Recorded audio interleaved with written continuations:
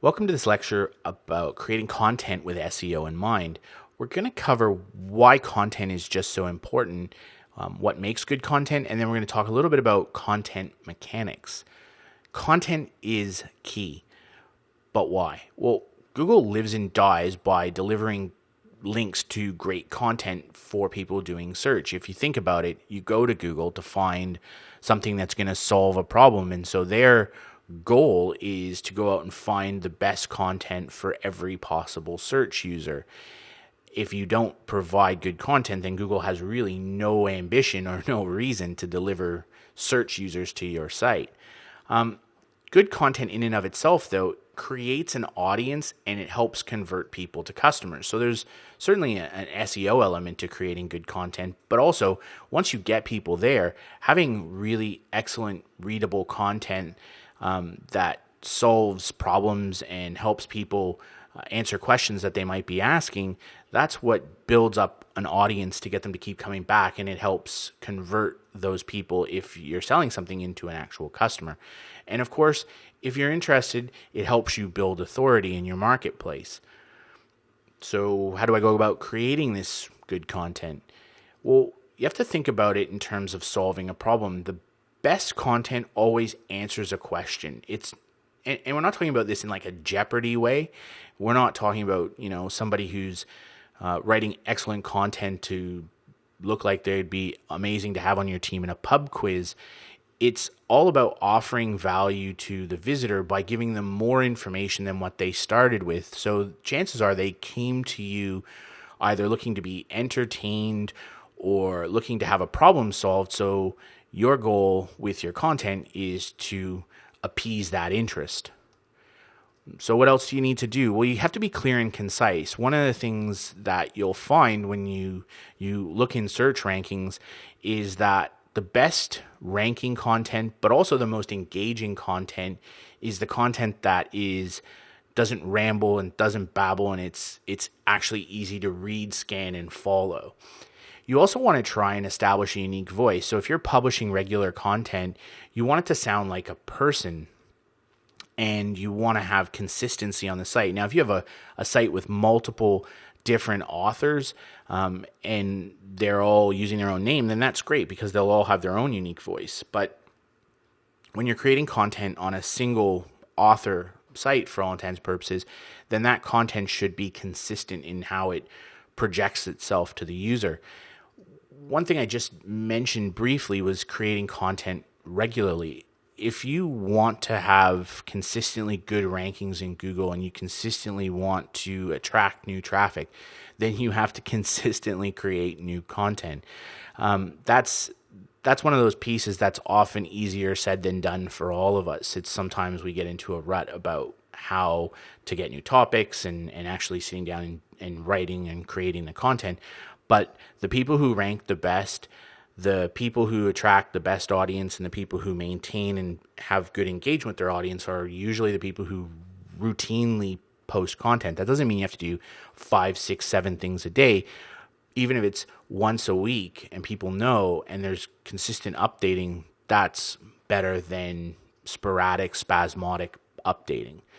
You need to remember that your site has structure as well. So if you have a site about, blue widgets, you don't want to be randomly creating content about green thingamajigs. You want to have some kind of consistency. It's not to say that you can't post things out of the box, but more or less, if your site's about something, you should kind of stay to that topic and not deviate too much. One thing that people often forget about is having a call to action. You really need to have people take the next step. Now, that could just be reading another post or it could be leaving feedback, but you have to ask for it in the post. People do, strangely enough, what you tell them to do or what you ask them to do. So here are some things that you really need to remember. Your keyword research, it's important because you need to stay on topic and you need to touch on those keywords that are important to people who are searching. Now, we're not talking about keyword stuffing your article. You don't just ram the keywords in wherever randomly and they don't fit, but you do need to have them in there so that so that Google effectively knows what the content is about, but also it does actually make it more relevant to the reader, especially if you're using terms that they're familiar with and they know what they're looking for. But you do want to stick to a under 1% keyword density. So keyword density is the idea of how many times the keyword appears on a page as a percentage of the content. Under 1% is probably ideal. So if you do 100 words, you should use the keyword phrase once. If you do 500 words, then you can use it a couple of times, 2-3 times if need be. But make sure you're writing for people and not the search engines, because people read your site. Search engines just crawl it and index it. And so it's no use getting people to your site and having unreadable content, because it's not going to help them take the next step. So we're going to talk a little bit about on-page mechanics. And one thing that's becoming abundantly clear at the moment is that longer pages do slightly better in the search engine result pages. And right now, what most research is suggesting is that somewhere between 2,500 and 2,800 words is the new black. It's the amount of content that is generating the best average results. You don't really have to be writing every single post, a 3,000 word missive, but for your pillar key content, it should be of a good length that it does in fact solve the problem that you've set out to solve. Remember your internal linking. We talked about it in a previous lecture. So when you do these posts, make sure you're linking accordingly to other pages that will have relevancy for the reader. And use heading tags where appropriate. So heading tags are really good for readability and structure. They define what the section of text is about. And Google does actually look at those. And so while you wouldn't want to keyword stuff them, it is a good place to use a keyword and define what the next section of content is going to be about. A little bit more about on-page.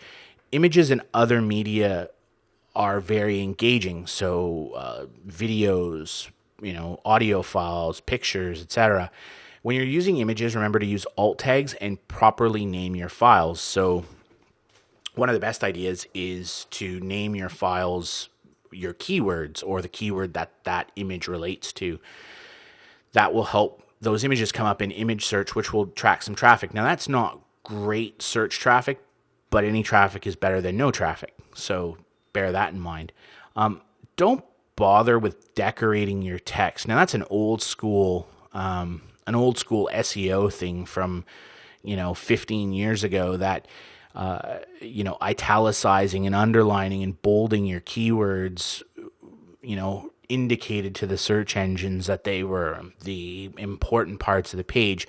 That doesn't work anymore. Only use underlines, bolds, italices, or whatever when it's relevant to the point you're trying to make. Again, right for the reader, not for the search engine.